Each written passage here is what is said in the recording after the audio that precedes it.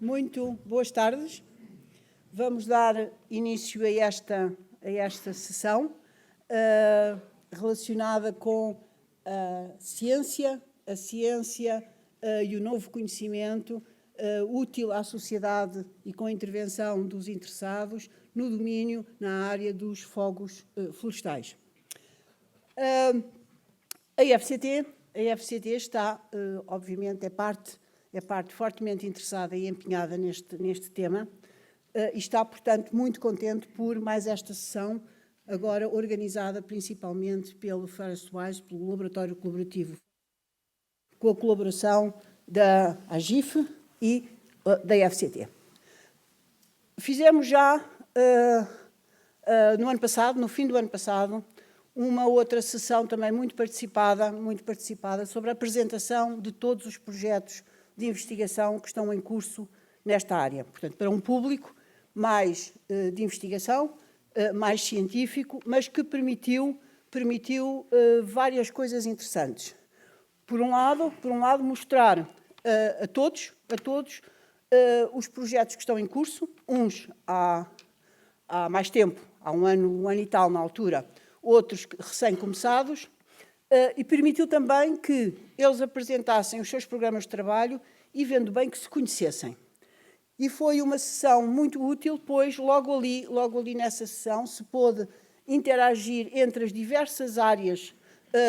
dos diferentes projetos. Reparem, fogos florestais é uma área claramente multidisciplinar, problema complexo, que envolve muitas áreas científicas, desde engenharias, ciências fundamentais, até muitas ciências sociais e humanidades. E foi, de facto, interessante, porque nos projetos todos que a FCT está a financiar nesta área, havia, de facto, esta diversidade de áreas.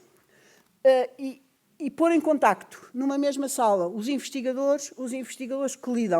que abordam este problema, este desafio, de perspectivas diferentes, deu logo ideias de intercâmbios e de associações muito interessantes. Penso que na sessão de hoje também se vai ter esta vertente, agora aqui acrescida com o lado dos utilizadores e da sociedade. Deixem-me dizer-vos que a investigação em fogos florestais não é recente em Portugal, nem é apenas derivada das ocorrências dramáticas que tivemos recentemente. Temos agora sim estas 3 edições de concursos para projetos especificamente dedicados a fogos florestais, nas suas múltiplas vertentes e múltiplas disciplinas científicas, mas já no passado tivemos em Portugal investigação fundamental e aplicada sobre esta área. Ela vem do fim dos anos 80, do século passado. Antes dos primeiros projetos que ocorreram, e que foi em 1987, tivemos 2 projetos financiados, na altura não era a FCT, era a GNICT, tivemos 2 projetos financiados claramente na área da temática dos fogos florestais. Um deles, o líder do projeto era precisamente aqui o TAD, e o outro era o IST. Projetos que, quando nós vemos os montantes de financiamento e comparamos com os montantes de financiamento agora, vemos como, de facto, o mundo científico evoluiu em Portugal. Eram projetos que tinham 8.000 euros. Não é? Portanto, agora temos que acrescentar mais uns zeros aos projetos. E é bom, porque, de facto, isto mostra que a ciência portuguesa e a investigação deram, de facto, um salto enorme em Portugal e todos nós estamos, obviamente, contentes com isto. Mas, portanto, os primeiros projetos dedicados a fogos florestais foram estes 2, em 1987, e depois houve, em 1987 também, a criação de uma Comissão Nacional Especializada em Fogos Florestais, que fez um protocolo com a FCT, e, através desse protocolo, a Comissão, a CNEF, financiava projetos e a FCT, a GNICT, na altura, financiava bolsas de investigação. E houve, portanto, 5 anos sucessivos, 93, 94, 95, 96 e 97, de projetos, de vários, aí um número maior, de projetos financiados ao abrigo deste protocolo. Isto quer dizer que nós, de facto, que Portugal e a comunidade científica se debruça sobre a problemática sempre multidisciplinar, portanto, várias áreas disciplinares estão envolvidas nestes projetos. Engenharias, ciências fundamentais, engenharia florestal, sociedade também, portanto, ciências sociais estão envolvidas nestes projetos.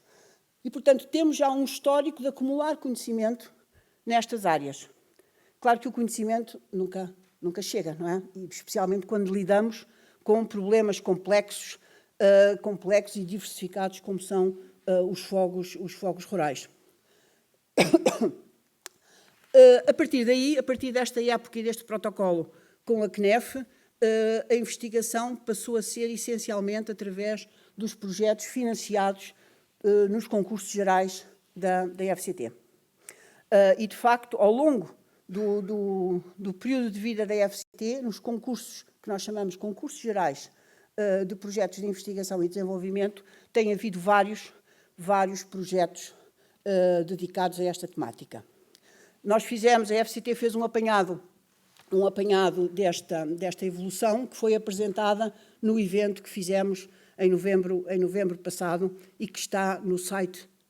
da FCT. Portanto, se forem ao site da FCT, veem de facto as intervenções que houve e as apresentações que foram feitas nesse evento, incluindo também o apanhado dos projetos que estão nesta temática, que estão em curso atualmente na FCT, que estão a ser financiados na FCT. Portanto, há lá uma publicação, um apanhado no site que mostra todos os projetos que estão em curso. Pensamos que conhecer o que está a ser realizado e quem o realiza, as áreas que intervêm, é útil no delineamento de futuras investigações. Temos aberto um concurso, atualmente, a terceira edição do concurso dedicado a fogos florestais e, portanto, será útil, de facto, a consulta destes documentos para poder acrescentar, para poder desenvolver a área e as temáticas que não estão ainda cobertas. O que nós queremos é que a nossa comunidade científica adquira maior conhecimento que permita resolver ou ajudar a contribuir a resolver este problema da sociedade e que sabemos que não é fácil. Daí que seja importante, e é uma exigência que nós pomos nestes projetos, é uma exigência que os resultados sejam comunicados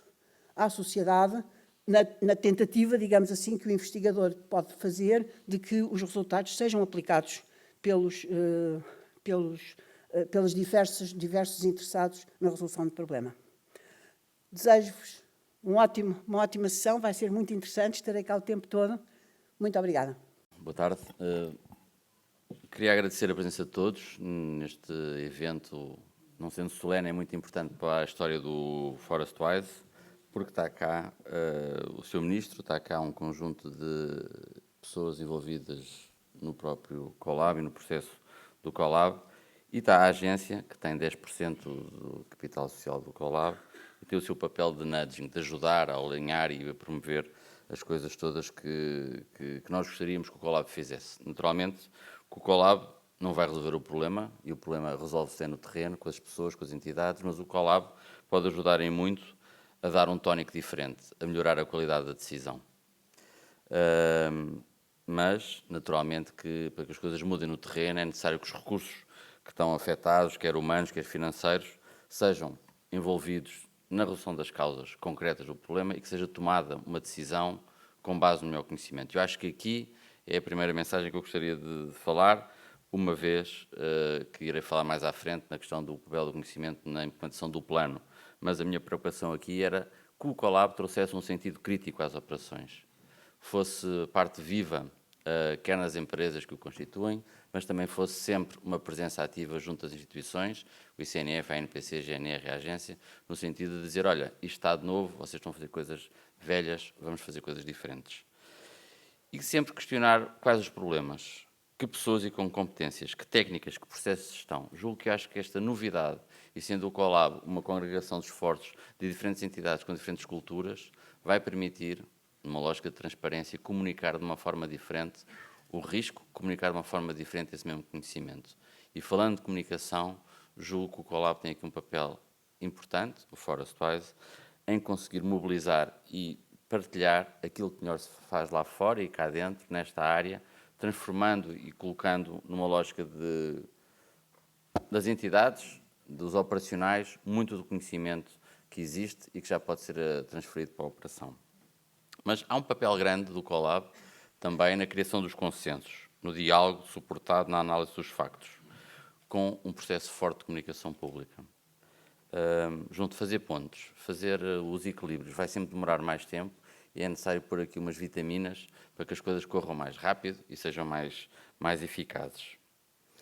É importante também as pontes que as universidades têm, que fazem parte do Colab, e as pontes que têm nos projetos internacionais. Todos conseguirem sair da sua caixinha, do seu egoísmo, do seu feudo,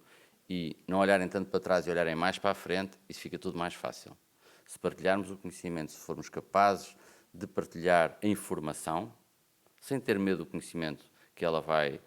explotar, mas se formos capazes de fazer isso, é mais fácil para todos e é mais rápido. A transferência do conhecimento também é muito importante, não é só para os papers, não é só para a operação, é também para os compêndios. Vejo com alegria que está cá o Zé Ferreira, da Escola Nacional de Bombeiros, mas há outras instituições que formam pessoas, formam técnicos, que vão sempre beber informação às universidades ou aos politécnicos, mas também podem ter no Colab, julgo eu, uma fonte segura de qualidade de informação e de conhecimento para melhorarem as escolas de formação da GNR, do ICNF, do Instituto Universitário Militar, etc, etc, etc. Há uma dimensão forte que nós estamos preocupados, porque temos por missão instalar o Sistema de Gestão Integrada de Fogos Rurais, que é a capacitação institucional, quer do ICNF, quer da ANPC, quer da GNR. Perguntas simples. Quais são as medidas mais imediatas para envolver os proprietários, para mobilizar os agricultores florestais? Como governar o recurso florestal e natural, garantindo, de facto, que o valor sobe para montante, vai para junto do proprietário que tem as florestas e que gera propriedade e que necessita desse estímulo para poder voltar a reinvestir. Com que pessoas e que formação é que essas pessoas têm? Qual é a matriz etária das nossas instituições operacionais que vão fazer o trabalho? Há jovens agricultores, nunca percebi porque é que não havia jovens silvicultores ou jovens silvopastores. Se calhar é uma ideia que pode também o Colab pegar nela. Também na qualidade da decisão, da engenharia, da tecnologia, da socioeconomia, mas também das políticas, porque o Colab, tendo uma gênese empresarial, com um conjunto de empresas, pode dar sempre o seu contributo, caracterizado pela esta dimensão mais económica e empresarial, mas que certamente vai ilustrar as políticas públicas com outra qualidade. O Forestwise é um agregador de competências, nesta transversalidade que a professora Helena falava, que acrescenta valor aos associados, ao mercado e, em particular, a estas três instituições, ao ICNF, à ANPC e à GNR, que têm que decidir com base no melhor conhecimento e, para isso, também vão ter que fazer os seus programas internos de revisitar os estímulos aos seus funcionários para que eles tomem decisões com base no melhor conhecimento. Se isto acontecer, naturalmente vai haver uma procura pela oferta que vocês estão a conseguir agregar. Há uma dimensão importante que eu gostava de fechar a minha pequena introdução aqui, que tem a ver com a capacidade do Colab fazer o interface e juntar-se às instituições, observar os processos que as instituições desenvolvem e encontrar quais são os problemas que as instituições se deparam. Saindo do seu conforto, irem ter com quem tem os problemas. E perante os problemas, usando o método científico que vocês tão bem dominam, confrontarem-se com a observação daquilo que estão a ver, fazerem a ponte face àquilo que é o melhor conhecimento e o afastamento que o processo atual está a ter, prototipar ideias, observar outra vez, lançar a hipótese, com arrojo e com dedicação e com uma atitude, a trazer valor acrescentado para o cliente. E assim ele vai consumir o que o Colab está a fazer. Julgo que o tempo já vai de ficarmos à espera de projetos e de montar projetos. Acho que com as competências que o Colab tem e com a capacidade que vai ter de operação, se for visitar quem tem os problemas, certamente, porque são pessoas mais ilustradas do que aquelas que estão a desenvolver a operação, certamente vai ter uma voz, uma ideia, vai dar uma proposta para que se encontre mais rapidamente a solução. Eu acho que essa é a vantagem do Colab, é uma certa capacidade operacional, mas tem que se aproximar do mundo de quem procura e quem necessita do conhecimento. Bons trabalhos para o resto do dia e obrigado, Sr. Ministro, por estar presente e pela vinda aqui para dar este passo inaugural. Eu, como fui convidado para uma sessão de trabalho, não levo a mal de eu não me levantar e ir para o púlpito, depois das apresentações iniciais da Helena e do Tiago, que eu agradeço. O que eu gostaria era de abrir o diálogo e, sobretudo, tentarmos usar esta sessão para percebermos as questões mais difíceis e mais críticas. Eu, obviamente, agradeço à AGIF e ao Tiago em particular, à FCT e à Helena especialmente, juntamente com o Laboratório Colaborativo Forestwise, lançarem esta questão. Mas, face a este título, eu tentaria colocar aqui um ponto de interrogação. Será que temos ciência com impacto, nomeadamente nesta área da gestão integrada de fogos rurais? E como muitos de nós vimos da comunidade científica, penso que aquilo que temos e que aprendemos com a ciência é fazer perguntas e não evitar as perguntas mais difíceis. E esta área, como muito bem a Helena disse, é uma área que não é nova em Portugal e que, portanto, podemos fazer perguntas. Será que o desenvolvimento científico sempre teve impacto ou não, sobretudo na gestão integrada de fogos? Eu vejo aqui pessoas que sabem isto muito melhor do que eu. Felizmente vi que está no programa o Zé Miguel Cardoso Pereira, com certeza responderá a estas perguntas, mas estou a ver aqui também à minha frente o Xavier Viegas e temos aqui responsáveis de instituições públicas, o Nuno Canada no INIAV, que tem dirigido o Laboratório de Estado para também chamar a atenção do interesse público e muitos outros que não vou referir. Vejo também ali o Bruno Navarro do Museu Foscoa e da Fundação Foscoa, que tem valorizado essa zona do território, e certamente o António Fontainhas e o Emílio Guerreiro aqui da UTAD e muitos outros. E por isso a questão, por um lado, do impacto da ciência, como sabemos, é uma questão cada vez mais séria, que se forem feita esta pergunta a diferentes pessoas, a resposta, para o bem e para o mal, não é necessariamente a mesma. E hoje sabemos que uma das questões críticas da sustentabilidade do desenvolvimento científico em Portugal, na Europa ou no mundo, faz parte também daquilo que as pessoas, que os cidadãos normais, percebem qual é que é o impacto da ciência. Obviamente que é fácil todos nós, como cientistas, dizermos os governos que ponham mais dinheiro na ciência, mas felizmente vivemos num contexto democrático e que, portanto, o investimento público resulta também daquilo que é a percepção pública. E sabemos bem que o impacto da ciência, quer nesta área, quer noutras, tem pelo menos que ser percebido em duas escalas. Uma escala do tempo, aquilo que se faz ao longo do tempo, e, tradicionalmente, a ciência sabemos bem que tem um impacto no médio e longo prazo, sobretudo associado também à formação das pessoas, e o impacto no espaço, se é aqui ou se é ali. E estas duas questões, que são certamente diferentes uma da outras, são particularmente atuais hoje. Por um lado, o impacto temporal da ciência é importante porque no mundo em que vivemos e numa era onde o tempo tem sido particularmente acelerado, portanto, uma sociedade em constante mudança tecnológica, e esse abrandamento essa mudança não vai certamente acelerar, as pessoas tornam-se impacientes. E, por isso, há uma pressão social crescente em todo o mundo e também em Portugal da ciência dar impactos e mostrar o seu impacto mais rápido. E a questão, no fundo, nos cientistas é possível ou não é? Que formas é que podemos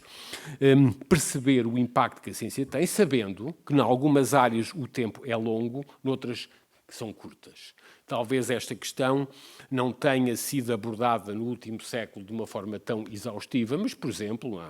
poderíamos dar aqui imensos casos, uns mais fáceis de reportar do que outros. Quando olhamos hoje para a crítica, muito se deve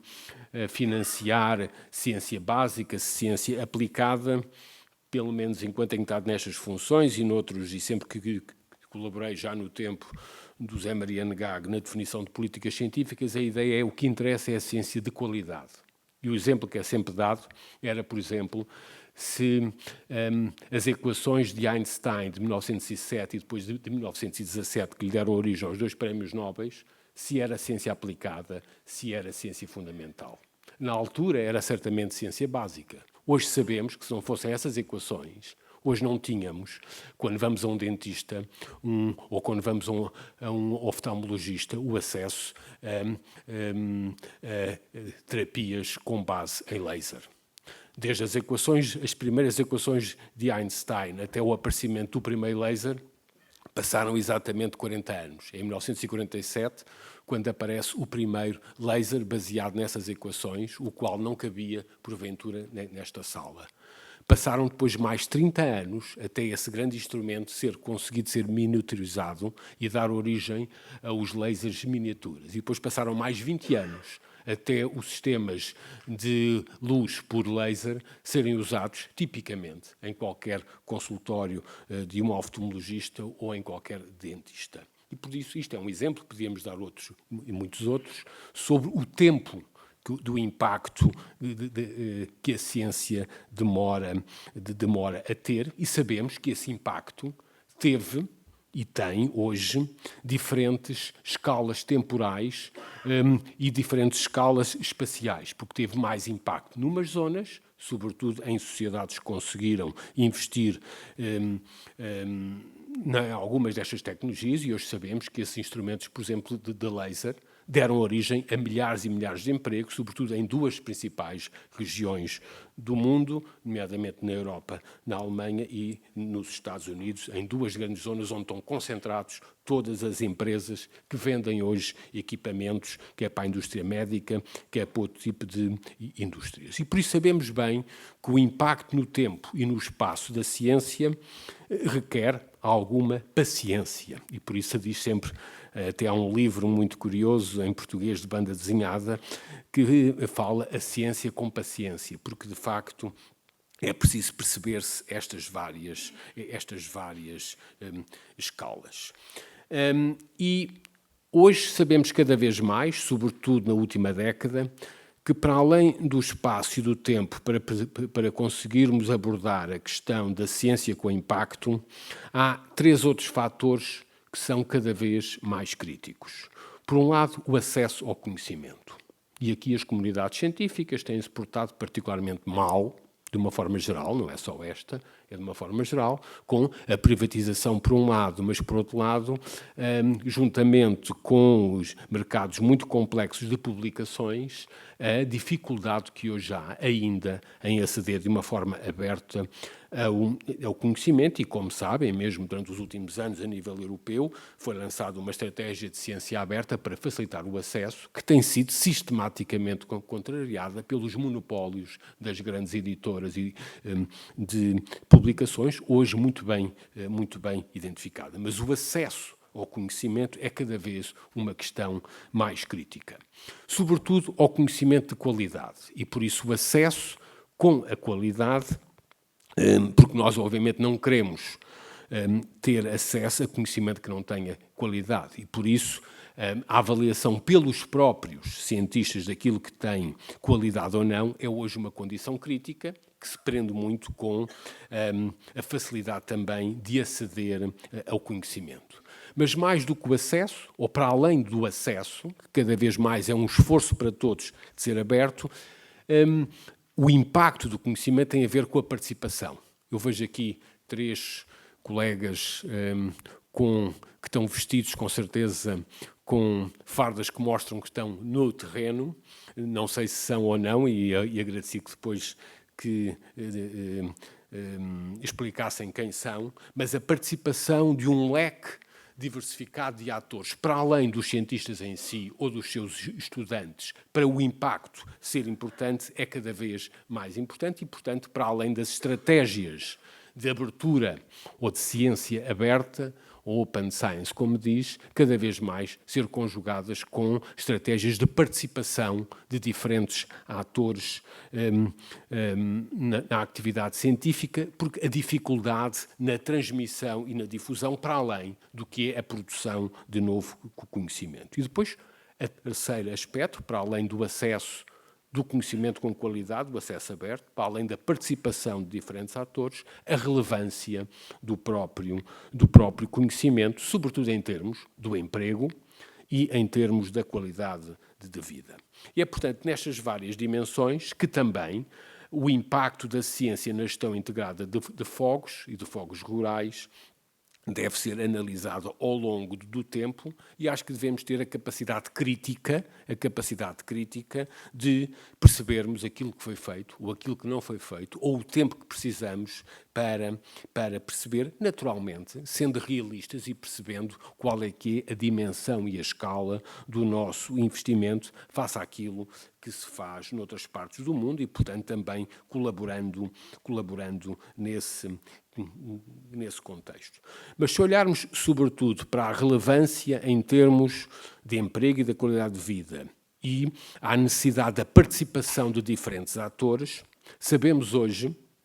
que uma das estratégias críticas para garantir esta ciência com impacto, quer seja nos fogos, quer noutras áreas, é, por um lado, densificar-se o território e diversificar-se o tipo de instituições. Não podemos pedir a um cientista que esteja ao mesmo tempo a produzir novo conhecimento, a difundir, a comunicar, a fazer tudo. Alguns conseguem fazer isso mais do que outros e, por isso, a especialização do conhecimento tem originado um conhecimento geral sobre uma necessidade de diversificar o tipo de funções, especializando essas várias funções. Ora, é esse passo importante, não apenas na densificação, mas na diversificação das atividades no leque associadas à difusão do conhecimento, que surge a necessidade de reforçar instituições com missões diferentes e onde surge a noção do laboratório colaborativo, que não é uma noção nova em Portugal, antes pelo contrário, é o revisitar daquilo que nos anos 80 já tinha sido a criação dos centros tecnológicos, e depois podemos, se quiserem, abordar essa questão, mas a ideia é dizer, enquanto nas unidades de investigação e desenvolvimento, sobretudo de base académica,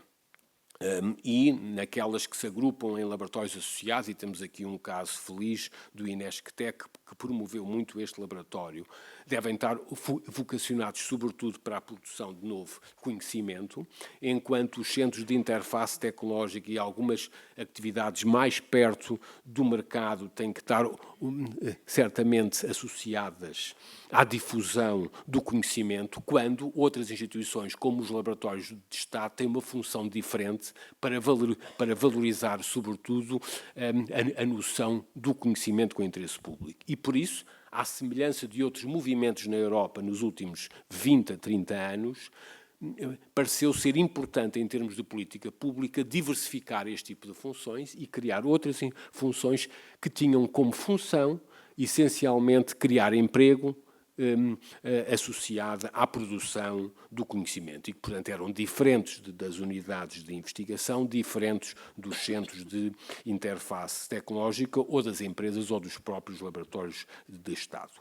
Claro, como percebem, este processo de diversificar as missões das instituições associadas à densificação do território depende, como é óbvio, de pessoas e de financiamento. Mas, sobretudo, as pessoas será sempre, e continua a ser, sobretudo em Portugal, o principal fator limitativo. Devo dizer que, quando nós olhamos para o contexto europeu, o processo de diversificação é, sobretudo, intensificado na Holanda após a crise de 1929-30, é aí que aparecem, por exemplo, a rede dos TNO, é depois usado mais tarde no pós-Segunda Guerra Mundial na Alemanha, onde, com um sistema particularmente estratificado, são identificadas 6 diferentes tipos entre os institutos Max Planck, os institutos Fraunhofer, os Leibniz, os Helmholtz, e a estrutura científica tecnológica alemã é particularmente diversificada, muito rígida, nos primeiros 30 anos após a Segunda Guerra Mundial. E, em Portugal, este processo, devido sobretudo à questão da necessidade de formar pessoas, é um processo mais tarde. E, por isso, a existência de um laboratório colaborativo, onde eu quero chegar, só faz sentido se houver a capacidade da produção do conhecimento em unidades de investigação no mundo académico. Faz sentido nesta área quando há um laboratório de Estado que tem uma função claramente de valorização do bem público e há um conjunto hoje de atores empresariais associados. E, por isso, tem que se perceber numa ótica apenas de diversificação e de especialização do conhecimento, densificando o território. E digo isto porque penso, e vou dizer, se calhar, não contra muitas das pessoas que eu aqui já referi, se nós olharmos para o passado, sobretudo face às tragédias que ocorreram em Portugal, eu diria que a ciência produzida em Portugal, nesta área dos fogos florestais, não teve impacto no passado, ou teve pouco impacto. Porquê? Porque penso que, sobretudo nesta como noutras áreas, precisa de estar associado a um processo claro de diversificação de funções, de densificação do território com mais agentes e de processos de transferência, de comunicação e, de uma forma geral, de difusão do conhecimento. E aqui este laboratório tem uma missão crítica. É possível ou não é possível fazer isto? Face ao leque de instituições científicas, de empresas, de um laboratório de Estado com impacto nesta área, é possível ou não, com mais atores, atingir esse nível de diversificação e de densificação do território que leve, efetivamente, a uma melhor gestão integrada de fogos rurais. Felizmente temos pessoas na nossa comunidade que estudaram e que estudam o processo, aqui como o Tiago, e que desenvolveu e que ajudou o Estado a desenvolver uma grande agência que, sem a qual não seria possível articular esta questão. Mas, portanto, quais são os fatores limitativos hoje? São pessoas, em número, ou em qualidade, ou na distribuição de pessoas, ou temos o leque institucional capaz de fazer efetivamente uma melhor valorização do conhecimento face a uma gestão integrada de fogos rurais. Sabemos, porventura, e tenho tido o privilégio de discutir isto muito com o Tiago, esta é uma questão muito difícil, que tem muitas outras dimensões para além da dimensão do conhecimento. E se acho que cabe a todos nós responsabilizar aqueles que são a ciência e aqueles que estão habituados à produção do conhecimento, também nos cabe a nós, e não diria proteger, mas perceber que muitos dos problemas, como a gestão integrada de fogos rurais, têm outras dimensões, para além da dimensão intrínseca ao conhecimento. É verdade que o conhecimento aqui será intrínseco, mas também é verdade que há muitas outras dimensões, quer do foro institucional, sociocultural, político ou partidário, que vão muito para além da dimensão do conhecimento. E por isso, parece-me a mim que uma das questões críticas deste laboratório, como aqui o Tiago tão bem disse, é abrir o debate quais são as dimensões onde o conhecimento é importante e não deve ser, e tentar identificar outras corresponsabilidades nesta área para que a ciência, efetivamente, tenha impacto nesta área. E o problema não é só português. Se a ciência tivesse impacto na gestão de fogos rurais, hoje não haviam os fogos que têm havido na Austrália, ou na Califórnia, ou até o ano passado na Suécia. Portanto, sabemos que há aqui um esforço que também tem que ser feito a nível internacional para aprender com os outros, e esta é uma dimensão, quanto a mim, particularmente importante deste laboratório colaborativo, que é trazer e abrir um debate abrir ou continuar a abrir um debate a nível internacional. Devo dizer que esta é certamente uma das responsabilidades típicas da comunidade científica, porque pela sua natureza o conhecimento não tem fronteiras geográficas e o conhecimento é tipicamente aberto e internacional. Mas nem sempre, a aplicação do conhecimento, quer conhecimento disponível, quer conhecimento localizado, tem tido impacto a nível local. E, por isso, transformar hoje um conhecimento que é parte dele genérico e não necessariamente precisa ser produzido todo. Algum tem que ser produzido, outro pode ser adotado de conhecimento produzido noutras zonas do mundo, e sei que a AGIF tem atuado muito nesse sentido, trazendo peritos, abrindo projetos em colaboração com outras zonas, incluindo na Galiza, aqui tão perto, onde esta gestão teve outros desenvolvimentos face àquele que foi a experiência portuguesa. E por isso, a minha questão é, sobretudo, a de percebermos o que é que pode ser feito, o que é que não pode ser feito, o que requer um debate claro de corresponsabilização de atores, públicos e privados, mas sabendo efetivamente aonde é que deve ser o espaço de atuação deste laboratório, não sobrepondo às outras instituições que têm outros espaços, mas, sobretudo, valorizando as sinergias entre diferentes instituições. Por fim, e para concluir, sabemos que, quanto a mim, tudo isto depende, sobretudo na área do conhecimento, das pessoas e do nível e da qualidade de formação das pessoas. E, portanto, continuamente formar pessoas e mais pessoas para encher e para densificar este leque de diferentes instituições é particularmente crítico. Para formar as pessoas é preciso que as instituições que tipicamente têm esse papel, as instituições de ensino e de ensino superior, estejam aptas a conhecer os problemas reais. Obviamente, parte do processo de aprendizagem, como todos sabemos, aqueles que somos académicos, faz numa ótica de oferta, mas cada vez mais essa ótica de oferta tem que ser complementada com a solução de problemas reais. E estes laboratórios podem ter também um papel particularmente importante em fazer de charneira entre aqueles que são os atores públicos e privados e que têm, como diria, as mãos na massa, quer ao nível, sobretudo, da prevenção, quer ao nível da gestão da floresta, mas também ao nível das políticas públicas, como a AGIF, para fazerem chegar às instituições, sobretudo universitárias e politécnicas, os problemas críticos e a capacidade de formar pessoas, obviamente também numa escala de tempo que seja ajustada. Hoje, formar um licenciado ou desenvolver uma formação curta, sobretudo de âmbito politécnico, ou formar ao nível da pós-graduação ou um doutoramento, estamos, sobretudo, a tentar diversificar as escalas de tempo associadas à formação e, por isso, a uma tipologia de pessoas cada vez mais diferentes, mas também das metodologias de ensino. E esta é uma área onde parece-me a mim que temos um déficit considerável naquilo que é não apenas a atração de jovens e de adultos para a atividade de formação, mas também a capacidade de modernizar e de articular a oferta formativa às necessidades existentes. Isto é sempre um discurso fácil de fazer, dentro das instituições de ensino superior é bastante mais difícil que qualquer processo de modernização da capacidade e da oferta formativa, mas acredito que com a densificação do tipo de instituições e com o papel da AGIF, que também as instituições de ensino superior possam responder a estes desígnios de transformar o conhecimento com impacto, quer, por um lado, a reconversão de competências iniciais, aquilo que na gíria se fala muito por ser o reskilling, e, portanto, tentar converter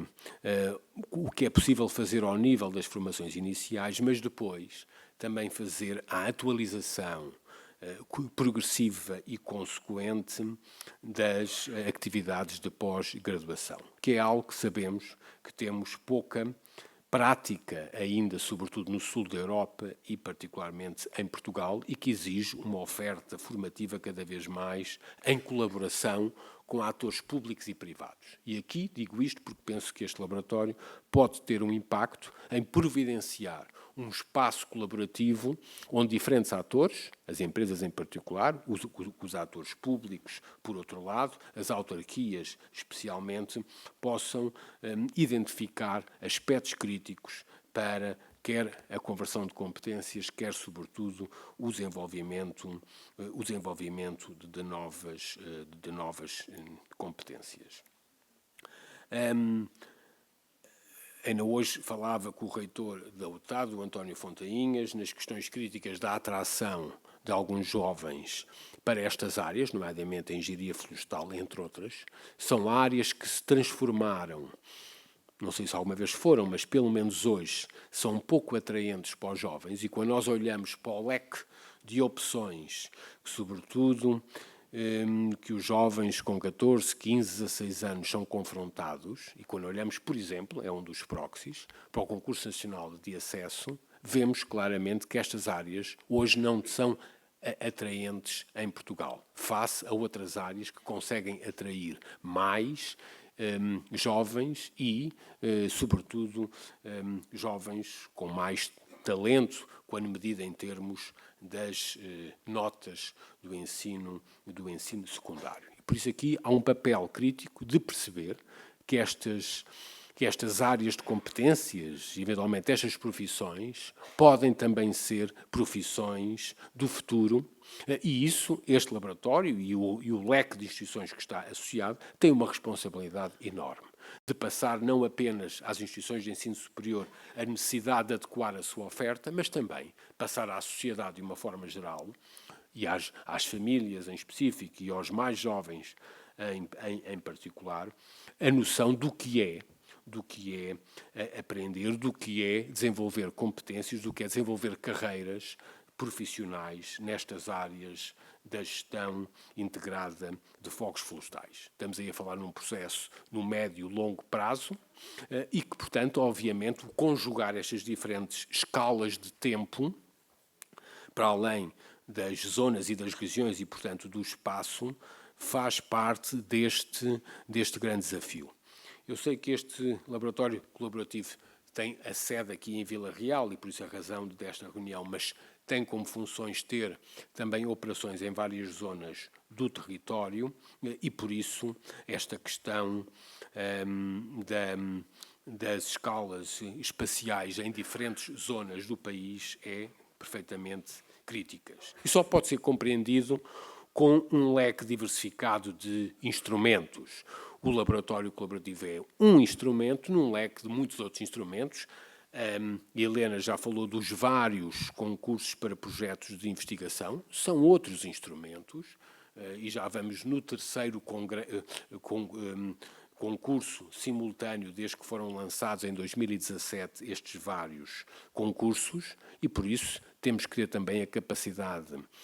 crítica de perceber o impacto que os primeiros projetos estão a ter e como é que vamos evoluindo os termos de referência para os futuros concursos, de forma a perceber o que é que deve ser feito no longo prazo, o que é que deve ser feito no curto prazo, assim como a interação entre as diferentes instituições científicas e o papel cada vez mais da AGIF.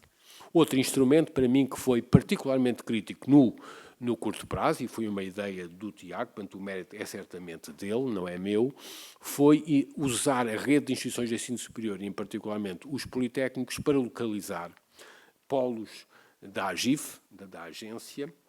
Ainda há pouco tempo estive em Chaves, num desses polos, mas que hoje estão distribuídos por um leque grande de instituições por todo o país e, por um lado, usam a malha diversificada do ensino superior, em particular do ensino politécnico, que temos em cerca de 54 diferentes cidades, mas também como uma forma de estarem perto dos mais jovens que estudam nessas instituições. E, por isso, tentarmos de diferentes instrumentos garantirmos um progressivo passo após passo, em transformar que também a gestão integrada de fogos florestais onde a ciência tenha mais impacto nesta área, acho que passa, como disse, da capacidade de sermos muito críticos face àquilo que foi o passado, termos muita ambição de fazermos sempre mais e melhores e percebermos que, com base cada vez mais em mais pessoas e melhores qualificações, podemos ir diversificando e densificando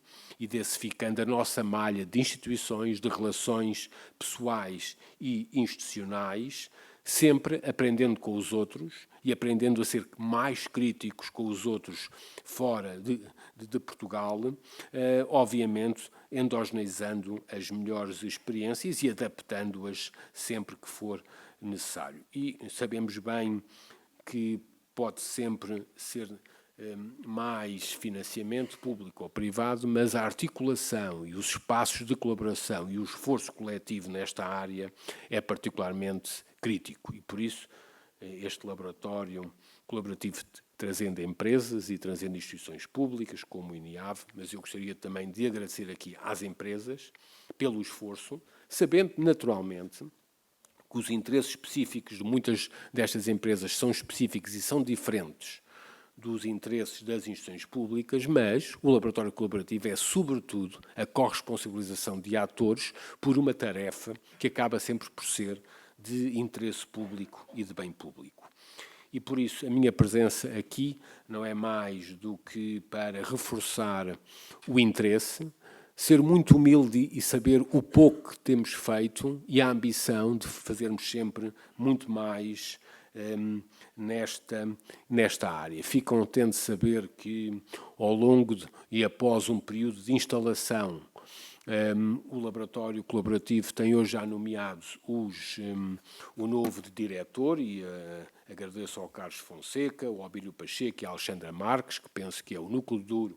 das 3 pessoas, mais as 5 que estão a ser contratadas e mais as 14 que entrarão num processo de contratação, que assumiram esta responsabilidade e nunca é tarde reconhecer que este processo de instalação foi liderado pelo Zé Manuel Mendonça, aqui à nossa frente, face à sua experiência e sabedoria de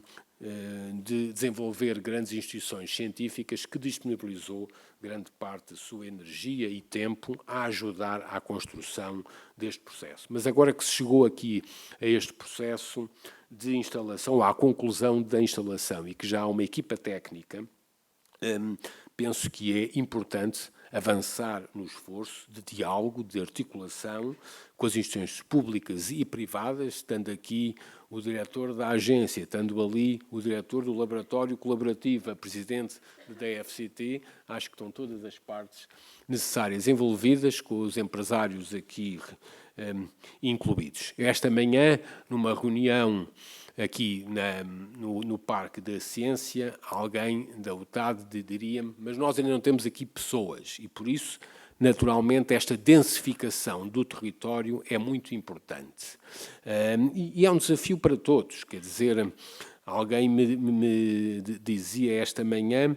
algumas das pessoas contratadas preferiam ficar no Porto e não vir para Vila Real. E esse é um desafio que temos que enfrentar e exponho aqui propositadamente, porque eu vim aqui não é para fugir às questões difíceis, é para as enfrentar de uma forma clara e pragmática, porque obviamente a densificação do território com conhecimento passará sempre, em qualquer altura, em Portugal ou no mundo, de existirem pessoas que queiram se dedicar e que tenham as competências para isso. E por isso sabemos que o esforço de atrair pessoas, de atrair recursos humanos qualificados, de formar mais e de continuar sempre a atualização dessas competências é um esforço que a todos nós compete e para isso é que um laboratório como este tem apoios públicos para claramente garantir este processo de sucessiva qualificação, densificação e diversificação do tipo de instituições e das funções que todas estas pessoas possam vir a desenhar. Mas agradeço a vossa presença, espero não ter sido longo demais, tentei fazer aqui um breve trajeto, também assumindo as críticas que temos que garantir que a ciência tem impacto no médio e no longo prazo, mas também no curto prazo, sobretudo para um problema tão complexo como é o da gestão integrada de fogos rurais, que tem muitas dimensões para além da dimensão do conhecimento. Muito obrigado a todos.